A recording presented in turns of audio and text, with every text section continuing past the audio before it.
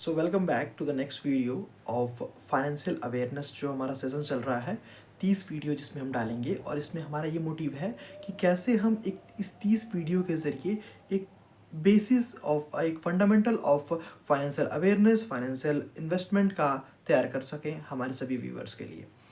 तो welcome back to the channel, my name is Ayush, और आप फिर से उसी सीरीज़ का एक अगला वीडियो देख रहे हैं। इस वीडियो का हमारा टॉपिक है कि short term and long term goals. पहला वीडियो हमने कवर किया कि अवेयरनेस क्या है, क्यों ज़रूरी है, उसकी इंपॉर्टेंस क्या है। अब उसके बाद अब अवेयरनेस पे जानेंगे, इन्वेस्टमेंट पे जानेंगे कि क्यों है। सारे रीज़न आपने पिछले वीडियो में देखे होंगे। अगर आपको कुछ भी इशू है, क्वेरी है, तो आप इस वीडियो में भी कमेंट कर सकते हैं। अदरवाइज़ उस वीडियो के एक बार गो थ्रू कर लीजिए अगर आपने अभी तक नहीं किया है तो, ताकि आपको इस वीडियो के बारे में क्लियरली सारी जानकारी मिल जाए। तो हम चर्चा करते हैं इस वीडियो के बारे में। सबसे पहले हम गोल्स की बात करेंगे।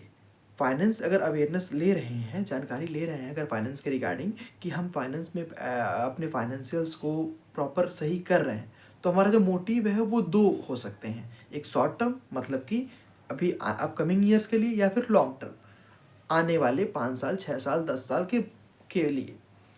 तो बेसिकली ये दो पोर्शन में डिवाइड होते हैं। जो हमारा शॉर्ट टर्म होता है वो 5 साल का हम लोग ऑन एवरेज लेते हैं कि 5 साल के पीरियड को हम शॉर्ट टर्म मानते हैं, कि इन बिटवीन हम कोई भी अपनी तैयारी बना रहे हैं अपकमिंग 5 साल के लिए, तो हम उसे शॉर्ट टर्म में कंसिडर करते हैं। अदरवाइज मोर देन 5 ईयर्स को हम लॉन्ग टर्म कंसिडर करते हैं।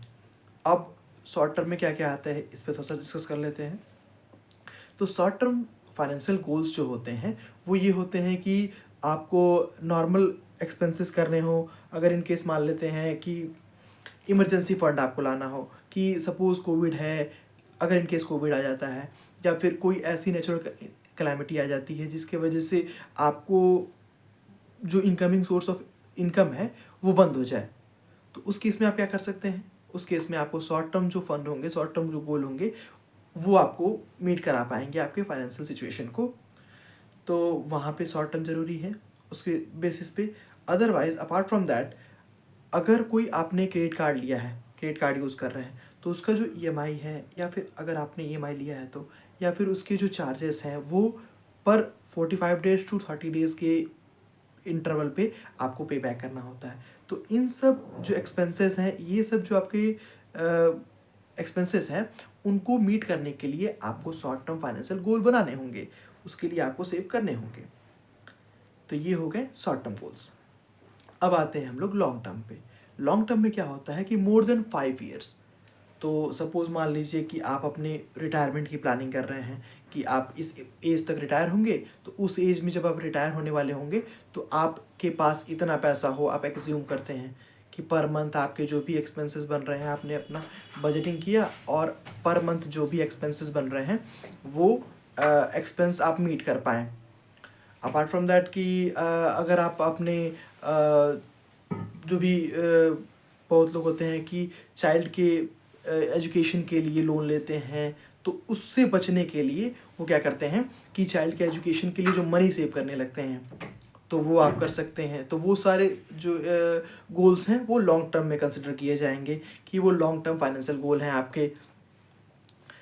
अब आते हैं हम लोग इसको मीटअप कैसे कर सकते हैं।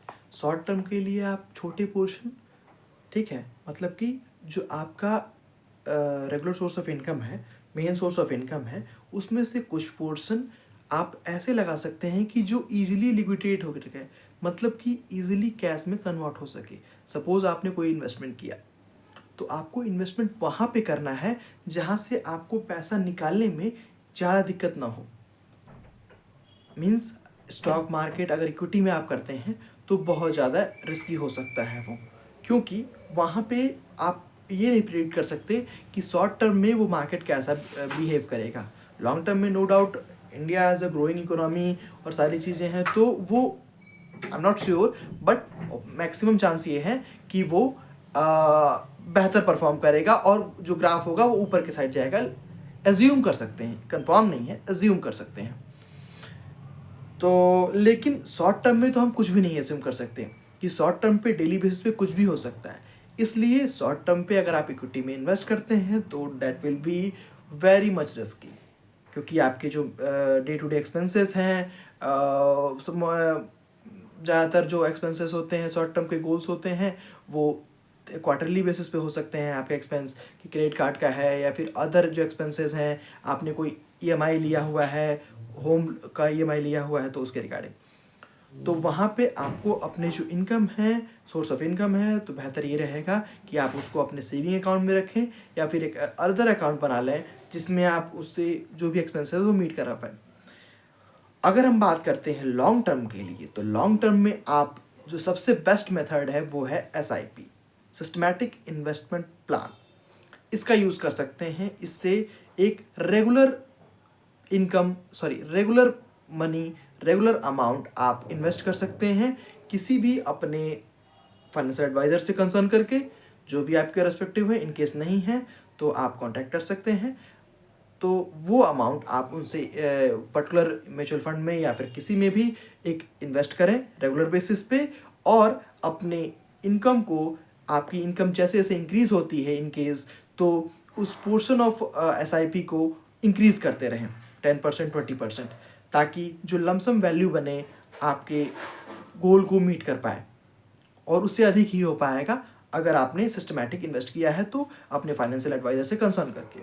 तो होप आप ये सारी चीज़ें समझे होंगे। If you have any query regarding any of the thing, तो प्लीज़ आप कमेंट कर सकते हैं, हमारी टीम जल्द से जल्द रिस्पॉन्स करेगी। और होपफुल आपको सारी चीज़ें समझ में आएंगी। Thank you, stay updated, stay connected, happy investing.